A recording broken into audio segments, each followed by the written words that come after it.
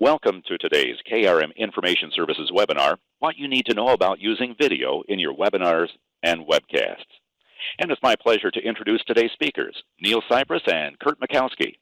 Neil is KRM's Chief Technology Officer and has been with KRM since its creation in 1994, when the telephone seminar was the new kid on the block. Now, over those years, the many changes to technology and infrastructure related to distance learning have led to the availability of amazing and beneficial enhancements to our industry.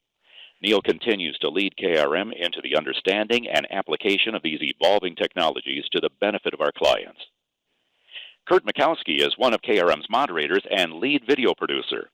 Kurt has guided clients and speakers through the delivery of some 1,200 presentations over the past 12 years. Helping clients and speakers achieve the goal of their presentation is his mission, and he finds that helping them select and apply the best technology to support that goal is both exciting and rewarding.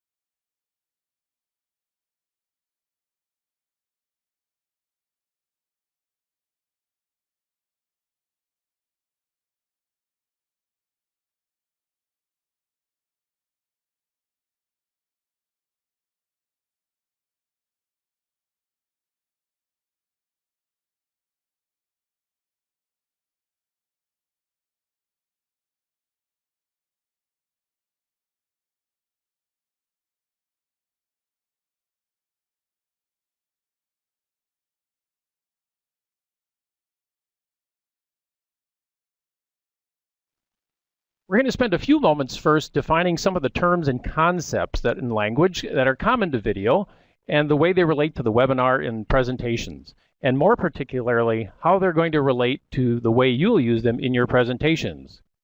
Neil? Thanks, Kurt. The first term that we want to define, one that you'll hear when you're talking to broadcast professionals and video or virtual event production professionals, is acquisition. And really this just means how we get the video into your event. How do we capture, especially live video? It might be with a camera, it might with pilots. How do we get the video content from where it is and how it currently exists into your event? Bandwidth, everyone of course has heard this term, and I want to take just a moment to point out that despite the scary image there of the network needing some kind of medical attention, this is a lot less of an issue than it used to be, but it still is worth thinking about, still something that is important to understand. And when we talk about it, we're not just talking about bandwidth in general. It's not just one piece. It's really about available bandwidth and bandwidth requirements at every critical link in your virtual event system. So, you know, the presenter location or alternate video sources, the tool that you're using, the platform, what kind of load video might put on it, and bandwidth requirements at the end user location. You'll hear us talk a bit about using professional video production companies, and this may be self-explanatory, but it's probably worth noting that when we talk about that, we're talking about real video professionals with professional experience, professional equipment, that can bring a lot of resources to bear. It may be an in-house capability, or you may have to find it externally, but it probably isn't your nephew video enthusiast. And simulcast, again, this is probably self-explanatory, but for our purposes, really we're talking about broadcasting from the back of a room where the presentation is taking place in front of a physically present audience segment. And the fact that you have two distinct audience segments is important and worth consideration. And source. When we talk about source, it's really just what is the video source? Is it a file on a server somewhere? Is it a webcam? Is it the output of a video studio or a professional video production system, or just a single camera? And streaming. Streaming is about getting a signal as opposed to a file from one location to another, while it's traversing the network. What I mean by signal is a continuous stream of data being delivered in such a way that your endpoint, your computing device, can begin to render the signal, can begin to display it before it actually has all of the data. Because in fact, it may be a continuous 24/7 stream with no actual end.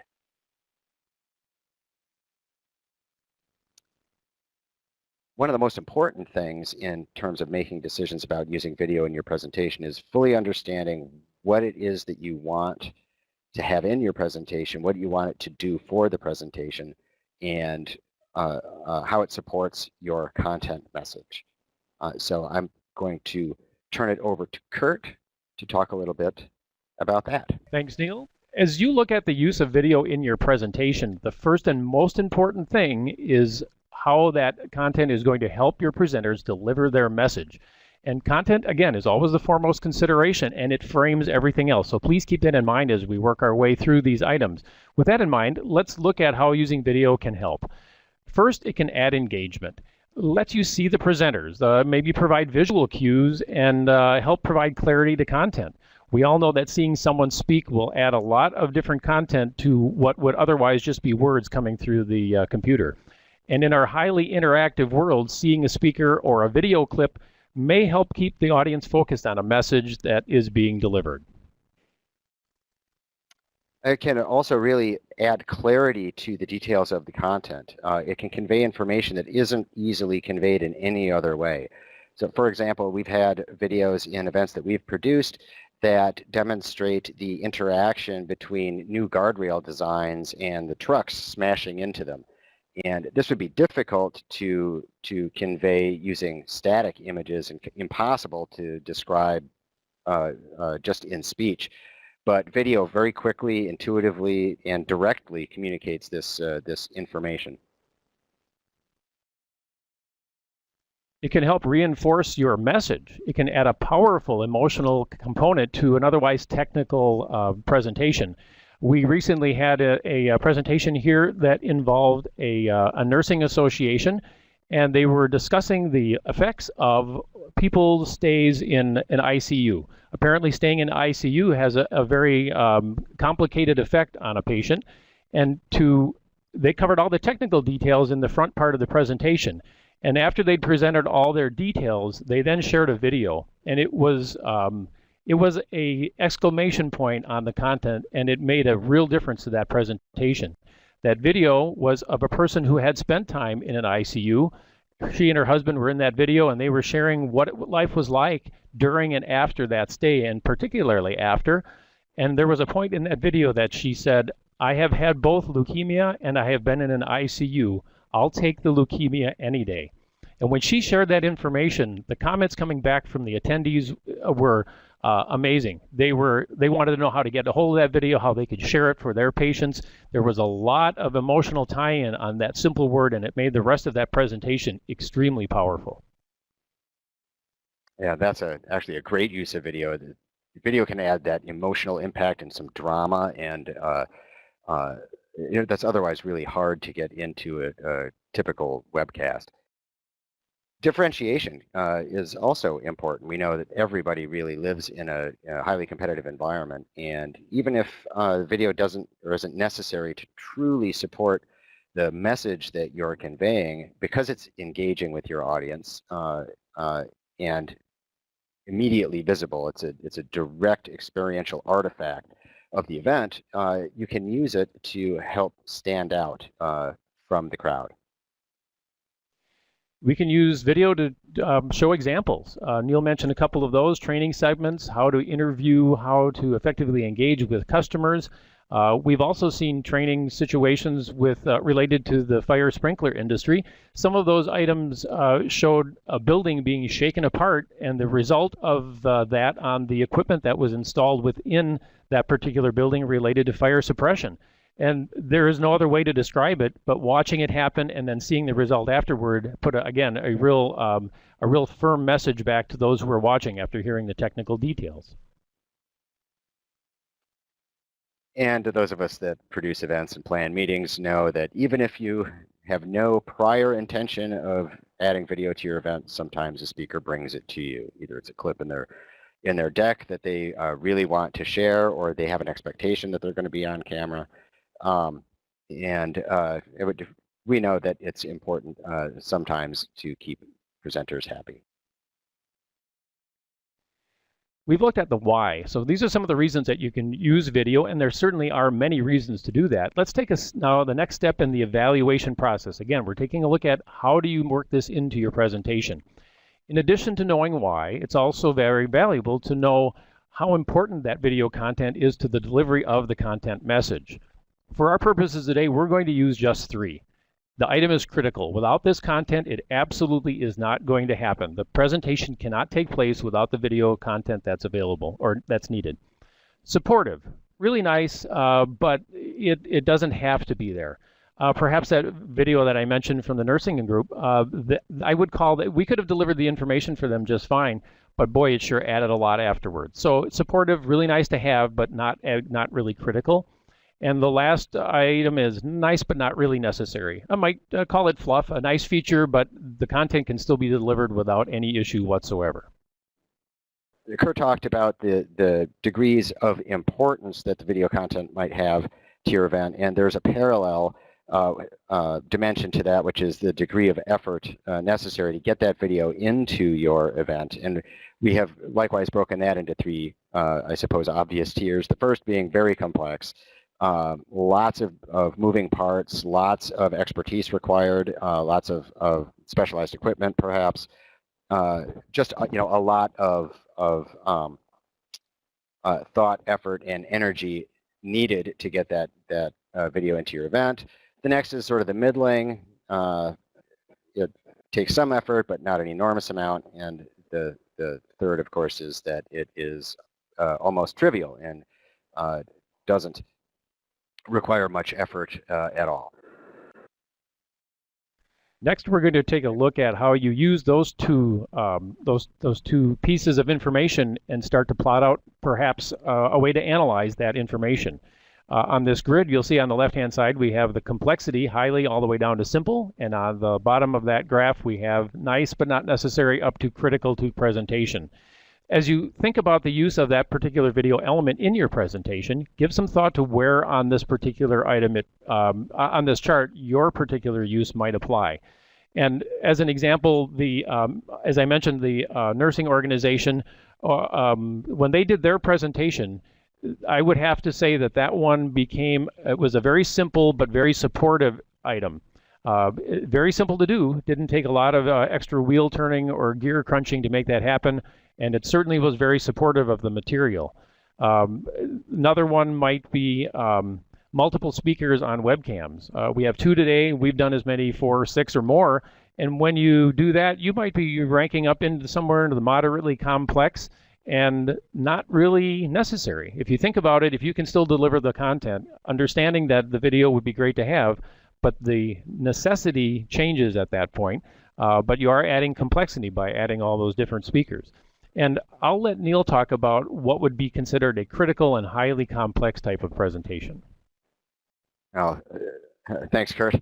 Yeah, as an example of an event that might live up here, in that first quadrant, and probably to the far northeast of that quadrant, was an event we did a while ago, very high profile, big international event, broadcast live from the Persian Gulf.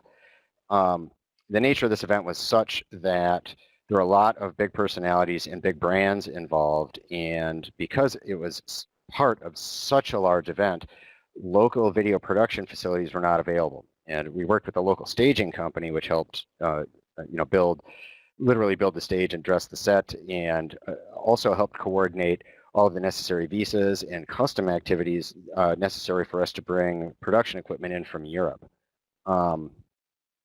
That is an extremely complex event, and it was critical. It was a once in a lifetime. If we couldn't make it happen then, it was never ever going to happen. So all that production really was critical to the presentation. Now, fortunately, you don't have to go anywhere near there to have an amazing video event, and an awful lot of video can be added to events in the bottom half of this grid.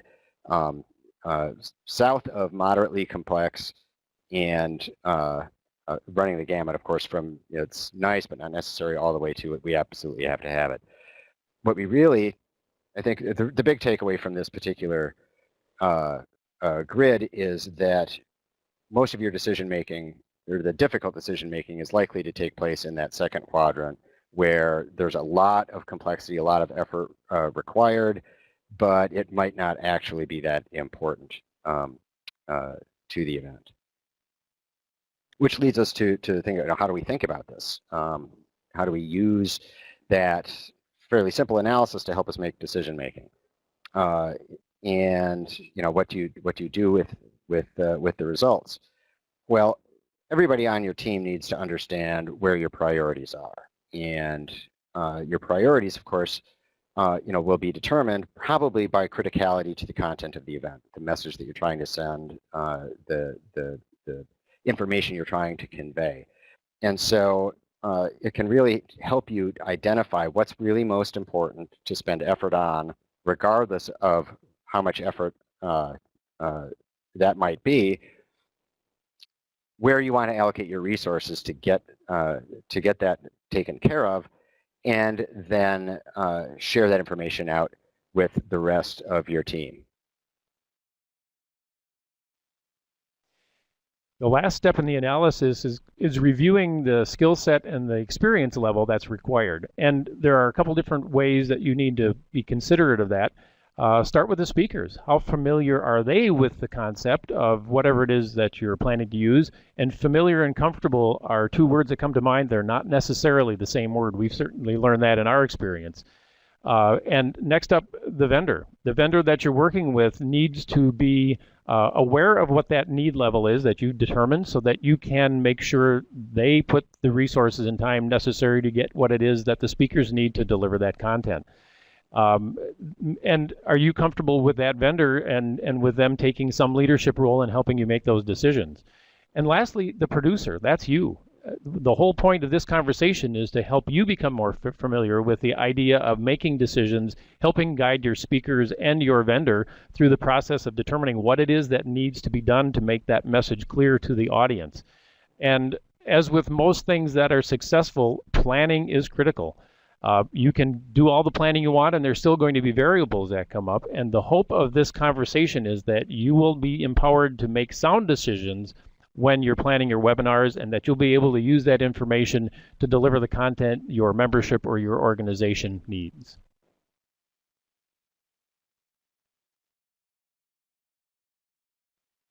There are many different sources that can provide video content for your webinars, and in this segment we're going to identify the three primary categories of those sources, share some best practices or how to think about these things, and help you avoid some common issues related to those.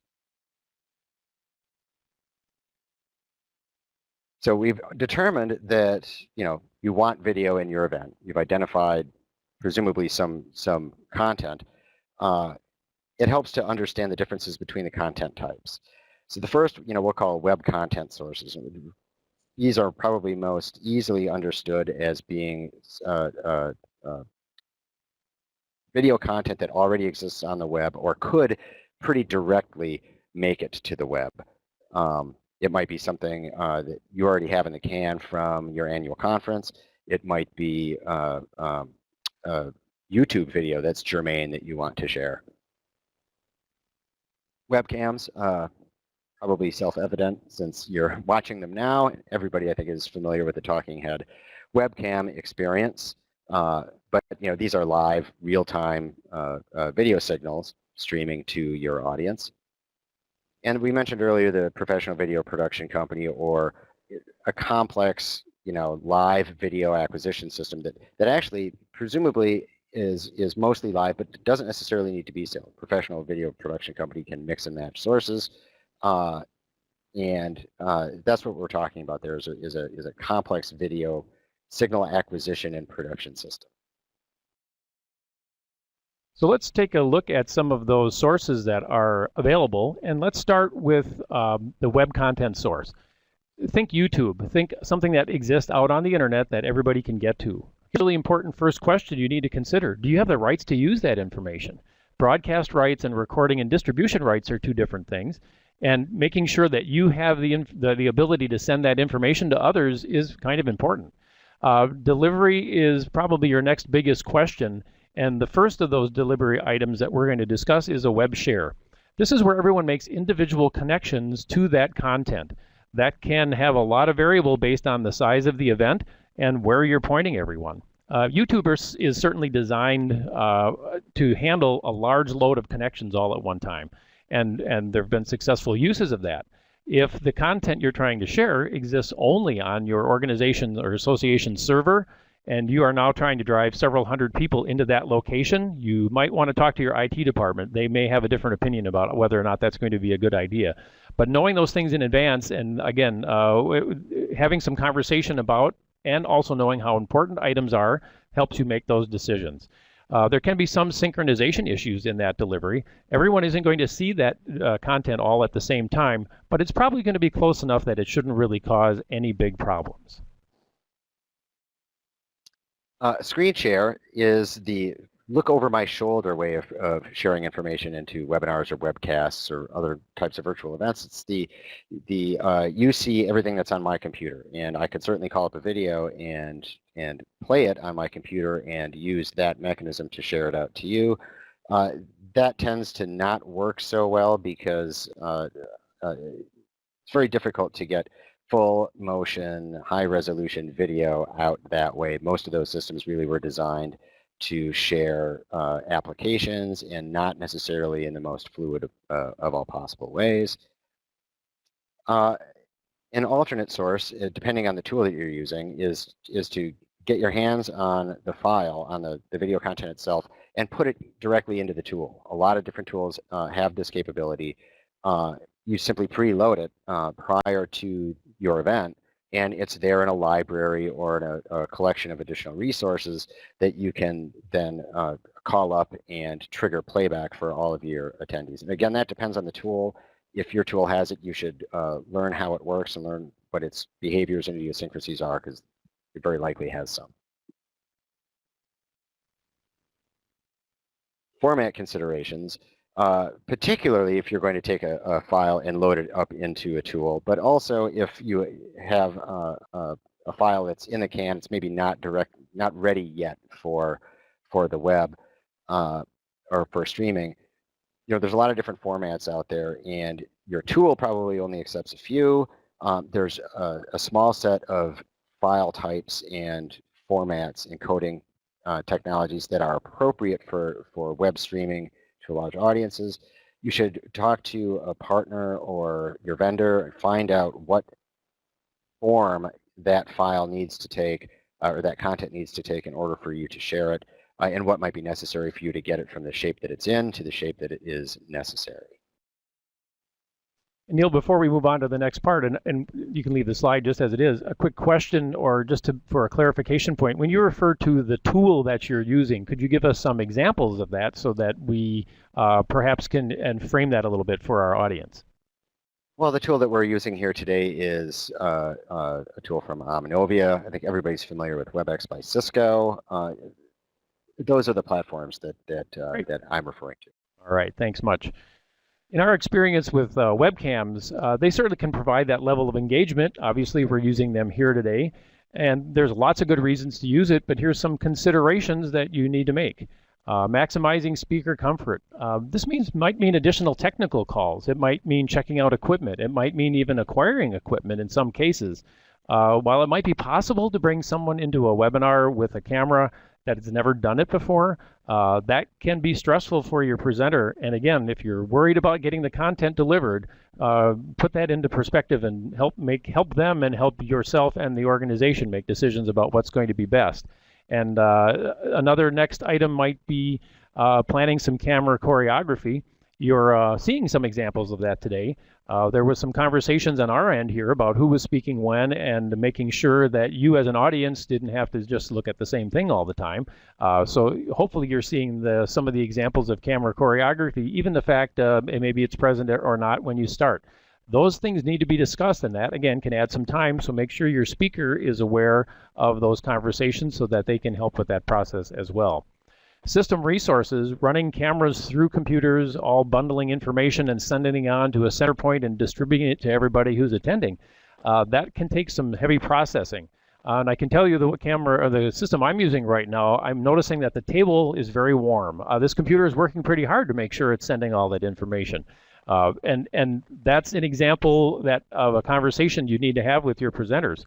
We have on the checklist, you'll see a whole list of items related to webcams, but in particular, a good solid computer that can handle that process and be devoted to that process during the course of the presentation is very important. The visual environment can be important as well. We've seen odd things happen where calls and training were done at 9 in the morning, but the actual event is in the afternoon, and suddenly there's so much sunlight we can't get a decent camera shot. You need to give consideration to that. What's the background? You don't want to end up with a floating head. A presenter who is mixing with their background so much that their head is the only thing that you can actually see. So again, some consideration to that visual environment can make the process a lot more pleasant for the audience and less stressful for your presenter as well. We happen to use a webcam producer, and our thanks out to Mike Cushman, who's doing that work for us today. That process helps us focus, as we have talked about, on that content. And with that, I'll turn it to Neil. Thanks, Kurt. So another source that we had identified is using that professional video production capability. Professional video production teams can help turn really complex situations into fairly simple ones from your perspective, because they focus on the difficult parts. They solve the problems for you, and you can focus your attention, you know, where it is better applied. But it's not free, and so it helps to think about, you know, where you might best use those.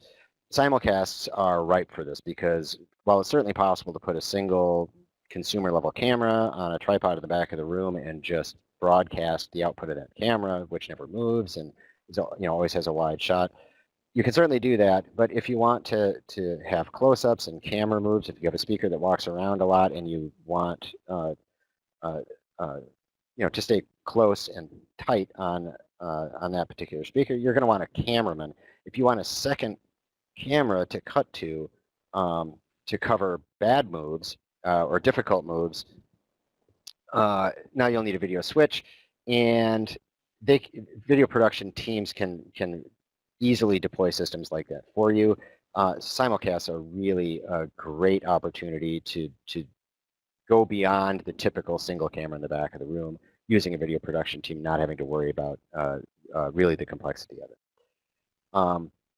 Mission critical presentations where everything really has to be right. It's really nice to have specialized professionals, professionally equipped, helping you sort through all of the issues relating to video.